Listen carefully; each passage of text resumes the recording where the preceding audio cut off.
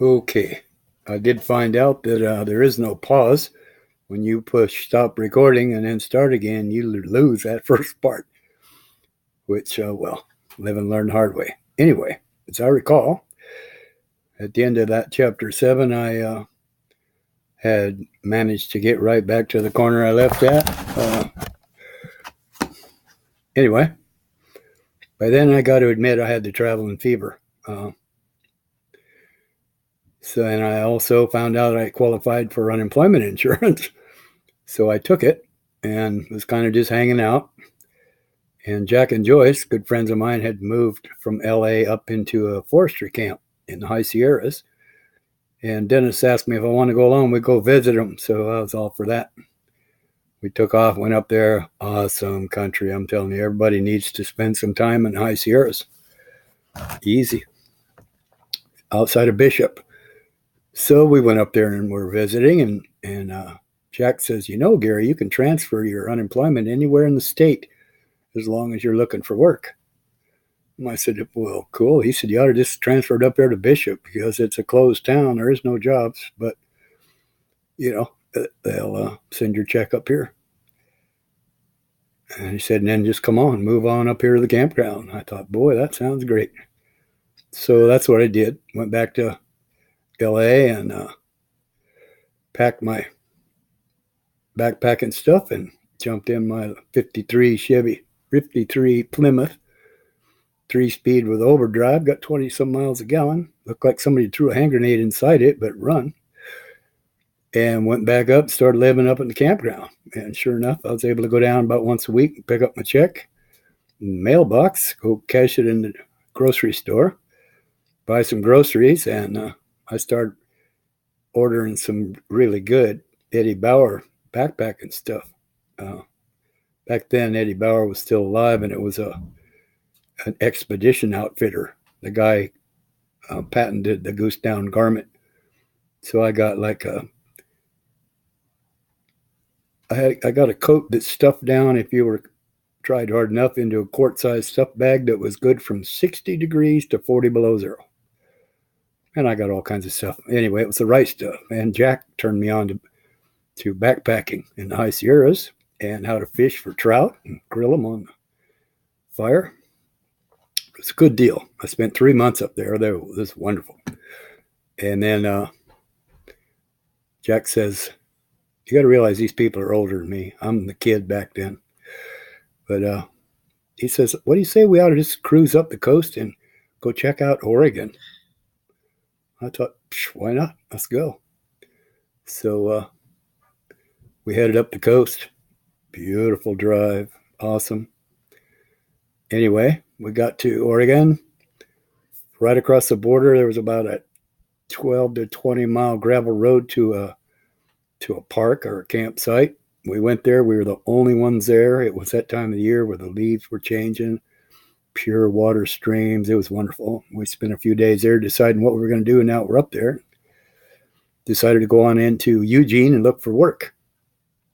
So we go into Eugene, and we're sitting there in the unemployment office, and I think it was Joyce said, I don't know what it is, guys, but there's something really different about all these people. And we said, yeah, something, I don't know what. And we're thinking and looking around, and it suddenly struck somebody, I don't know who, said, oh my God, I know what it is. They're so pale that you could see the blood veins in their face. It was like they'd never been out in the sun at all. And I looked around, and Jack and Joyce and I were just as tan as 3 people could get living in California sunshine. And all these people were just ghostly pale. That's what it was. Anyway, Jack got a job painting, and I found a paid you to pick string beans. So I went out to this place, and they've got a campground where you're allowed to stay for free. And you get up in the morning, they give you a bucket, and you go pick a bucket of green beans. And each time you bring them up to the front of the row, they weigh it and give you a little slip. And while I was up there, it was neat. There were several neat things. I met a couple from Florida that were living out of the back of a Cadillac, and he's the one that taught me how to use an axe and how to whip up a fire in a heartbeat. And she could cook anything over an open fire. It was amazing. Also, there was an old man with a kid showed up, and they didn't have a tent. And so I gave him mine. I had a little one-man tent that was terrible anyway. I had a tarp too, so I used the tarp, gave them the tent. They weren't but a couple of days and they moved on. And I only made it like $5 a day because I'd go out and pick till it got hot, and then screw that. I'd go get my money and go back to the camp. And there were these Mennonite women that were out there picking beans, and they would start singing. I mean, and pretty soon they're bouncing it back and forth, in harmony and stuff across the rows, and it was a little bit of heaven there. There was some good sounds. And the other thing was there was a lawyer pulled up with his camper, and every year him and his family, that's how they spent their vacation, was to come up there and pick string beans. So he had about 5 kids. They were knocking down some good money because they worked hard all day. The man, the wife, and the 5 kids all picked beans. Anyway, I decided at that point I was going to run back to South Dakota. I hadn't been there 12 years or something, and wanted to see Grandma. So I packed up my stuff and went back down to the farm. Jack and Joyce had found a farm to rent for not much money and a few acres. So I left my car there and started hitchhiking, went to South Dakota. And I was there about 8 or 9 months, I think, staying at Grandma Harris's basement.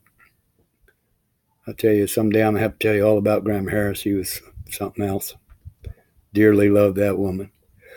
And I worked for both uncles. One of them was a plumber, and I was stupid and young enough then. I remember wintertime, it was cold and nasty, and we had to get underneath a trailer house because it was pipes that froze or something. And Uncle Lawrence asked me to go get a hacksaw, and I brought back a crosscut saw. I don't know what a hacksaw was. I was dumb. Anyway, so he taught me a lot about plumbing and tools. And then when his work run out, I started working for Uncle Marvin, and he taught me refrigeration and electrical work, which most of the things I know about electricity come from him, at least in the beginning. And then finally I decided I was headed out. Also, that's where I got my first motorcycle, was a 1965 Norton Atlas Scrambler, 0 to 60 in 4.2. But it was too big a bike for me, and I ended up going up Rapid City and trading it in on a 250 Suzuki. And boy, I got into riding in the canyons and the dirt, and that's where Steve McHugh and I hooked up. He had a dirt bike, a little 125, I think, or 75. So him and I became buddies, just riding buddies. We'd go out into the canyons. He knew where to go, and I was all for it. Lots of good times there. Finally, I decided I was headed back to Oregon. And I get back, and old Jack hooked onto that old car, and with his tractor, he got a tractor by then, and he just drug it around until the motor turned over, and it fired right up. So I took it, went it up to Portland, got a job. That's where I met Margaret and Tim, and I was such an introvert that I was there for like 8 or 9 months, and I don't think I knew anybody. I'm the kind of guy who could go into a bar and sit there and drink several beers and leave and never have met or talked with anybody. Just an introvert. So anyway, the only people I knew was Joe and Marge, and they lived in my building, and Joe worked where I worked. But anyway, I eventually decided that I was headed, let me think now.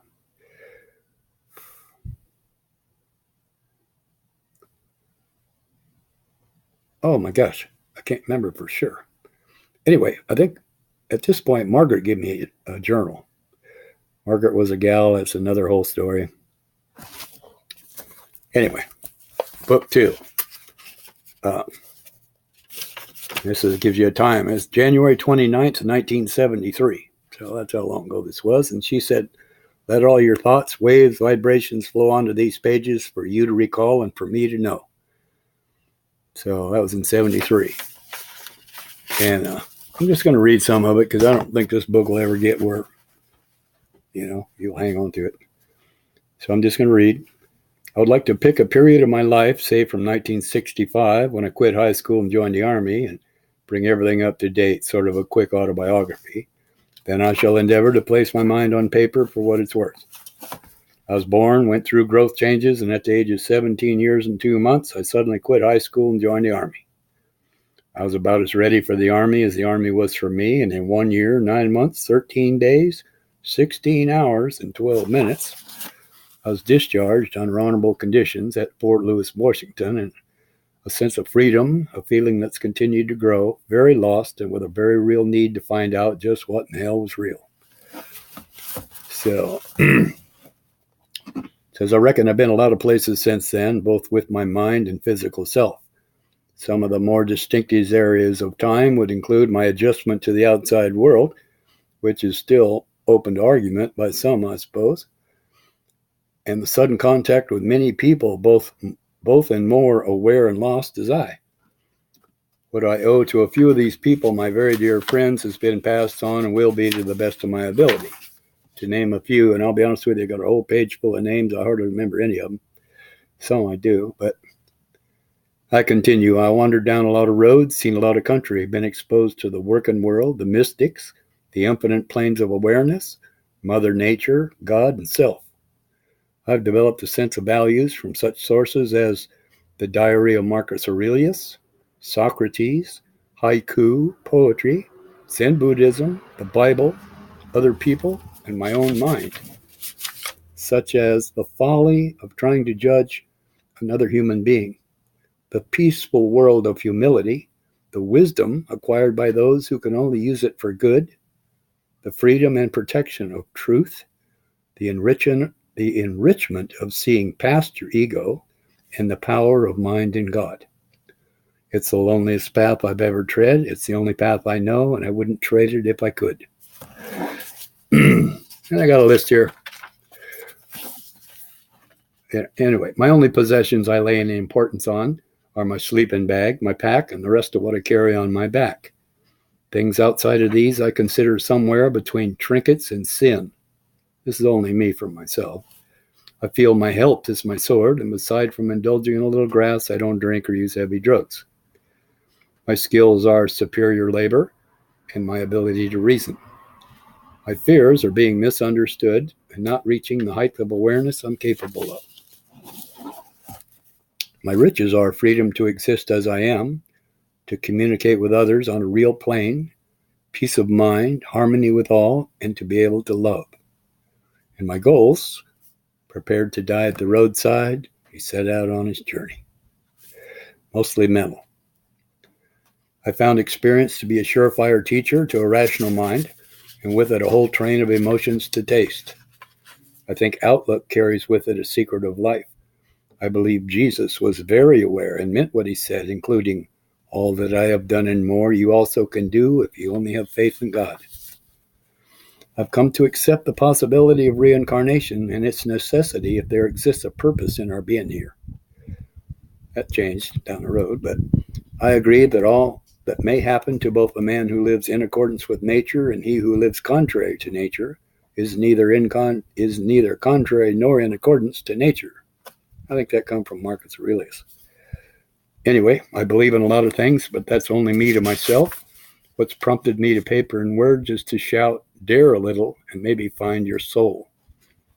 Signed it, Frank, age 25. Okay, so I'm going to stop there. That's